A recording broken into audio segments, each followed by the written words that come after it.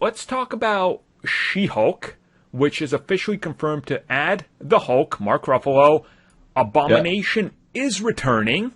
With Tim Roth. Which, hell yes. And the tease of she's in a courtroom. You never know who else might appear.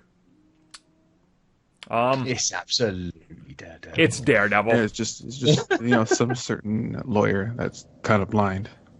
I mean, it's like it works on two fronts because he says you never what he says before is she deals in superhero cases. You never know who's going to show up. Well, guess who literally fits both those bills? Right. Guess who they could now use if they want to. It just fits. It fits more than Spider-Man, which is Spider-Verse, Daredevil, and Deadpool, some disgraceful YouTuber who we do not mention. He's trying to push that Deadpool's in Spider-Man 3 as well. It's just like, no, shush. So you would have heard about that now. Exactly. The thing here is Murdoch fits into this because she's literally, I kid you not, the courtroom she will go to is about 3 blocks away from Nelson and Murdoch.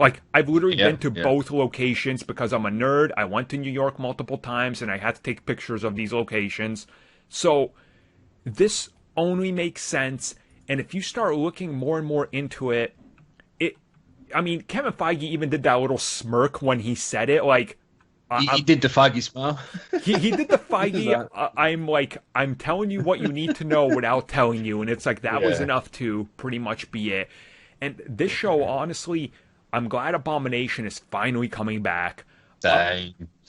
I'm glad that they said this show is going to be completely unique to the MCU. It's everything so far seems like it's unique to the MCU. I'll say, if anything, they have stopped caring about fitting into a certain mold, and they've just gone all over the place. Yep. We're now in comics. Yeah. Yeah, and it's one episode you'll have an adventure, and then next episode you'll be in the courtroom. Everything works together. Nothing's the same. Nothing's written the same.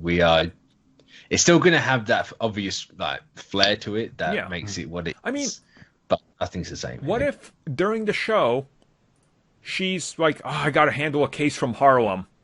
Hey, is that Luke Cage?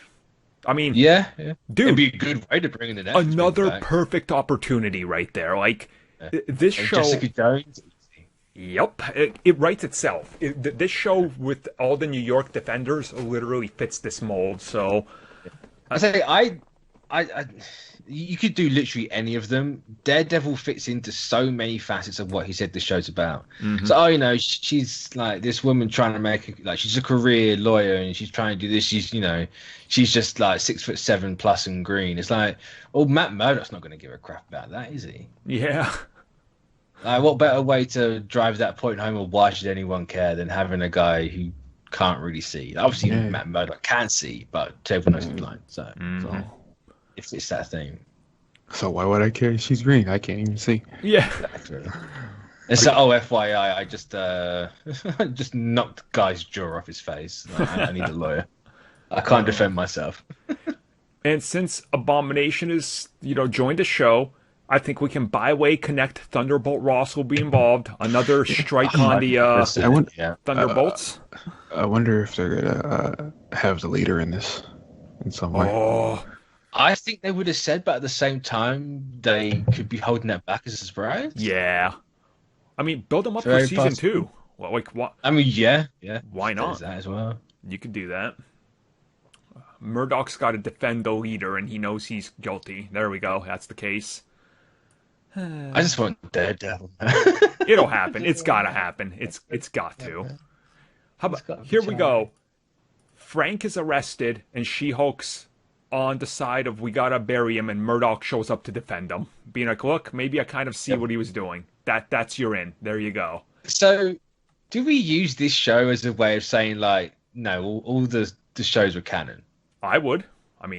It fits. Where's Abomination been for the last 10 years? Oh, he was in the fridge. Yeah. There was an incident there that caused him to break out. Yeah. It's I'm defending these 2 teenagers for vigilantism, and hey, it's Cloak and Dagger. Oh, that'd be perfect. Just keep Cloak and Dagger back, Marvel, please. Yeah, that show was so good. So good. Baby's back. Forget Runaways. I can stay in California. Whoa. I like the Runaways, all right? That's not... Unless they're on the run, and obviously they're like, no, we're going to They trial just you literally run into the show with their Velociraptor. We're here! I mean, it would fit She-Hulk. Like, just do all the TV ones and just use it as a vehicle to bring them in. Yeah. Not that I'd want it to take away from She-Hulk, because she's got to be the focus, obviously. But has anyone checked Maslaney's Twitter to see if she's denied it again? Because she denied it last time it was confirmed. Yeah. Well, there's no more denying anything on the... Now we're going to talk about Guardians of the Galaxy 3, a holiday special movie made for Disney Plus that's in continuity, and I Am Groot animated shorts that are also in continuity with everything. So... This is nuts. This is nuts. God damn. Like... how much stuff are we getting? Yeah. I said before my biggest worry was oversaturation. They are testing the waters to absolutely see if people would accept a crap ton. I almost forgot that they're supposed to be, was it Devil Dinosaur Moon Girl cartoon. Yeah, that's a Disney, not a Disney XD. Yeah, it was. I don't know. Oh no! Please make it Disney Plus. Well, you don't need it to die there. Well, the thing is, it's next to. I mean, since they're doing the whole Groot thing, right? We don't know, because they said Groot is going to interact with a bunch of Marvel characters from around the world that they're not putting in films just yet. And I said, new and unique characters. Mm-hmm. So there's obviously it's got to be space stuff, surely. Oh, 100%. Yeah. Is I Am Groot coming before Guardians Volume 3 along with the holiday special? It looks like it's somewhere in there. What they did confirm is the holiday special will shoot alongside and before Guardians 3. And they said, no, it is a full-on, in-continuity thing to hold people over that holiday season before Guardians 3. So, I mean... It's going to be Peter Quill teaching them what the hell Christmas is about. And yes, please, can we decorate Groot? Yes. Yep. Get some space tinsel and just wrap it around Groot. I guarantee you, he's going to be like, oh, guys, it's time to celebrate Christmas finally as a family. You're like, what's that? They come to Earth.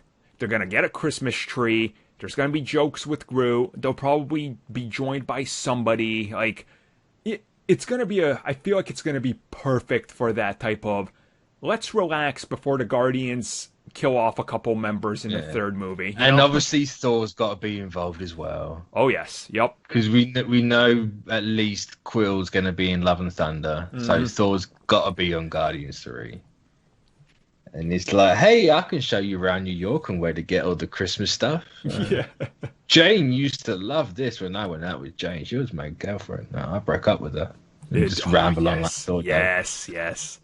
All this, so much of it is sounding, like it's going to be great. The thing with Guardians 3, like they said, James Gunn is like back in the fold with all these. He'll be working on the... Which everyone's saying James Gunn is only coming back for this one movie and he is done because he's been burnt. Yeah, no. Nope. No. Most of the times with Marvel stuff, people have been wrong. With that behind-the-scenes drama stuff, no one's ever gotten it right. And funny true story now, WB has burnt him more by AT&T way of handling HBO Max than Marvel ever did. Because, I mean, I can't talk for him, obviously. I'd be surprised if being kicked for what happened was less than this bit, but... You don't mess with a man's wallet, I suppose. I mean, especially after he's committed that much and he's shooting a series for them right now. And they're like, well, you're not getting your bonuses. Can we just take a minute to appreciate how much of a backfire that actually was? Right? People set out to destroy this man's career because he did not like a political party member. Mm-hmm. Well, let's jump over to Ant-Man and the Wasp, Quantmania. Sounds like a wrestling event to me. Yes, I'm in. This is it. This is the part where I'd be like, can we not? But it's like, I can't deny it. It's just like, what can I say to make it stop? I can't. And they confirmed Jonathan Majors, who is absolutely masterful in Lovecraft Country as Kang. And fantastic. dude, Yeah, King. yes. It's King versus Ant-Man and Wasp in a main match.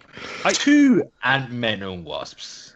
And also with Cassie Lang, 'cause they made a point to say like they've recast her for reasons. We don't really know yet.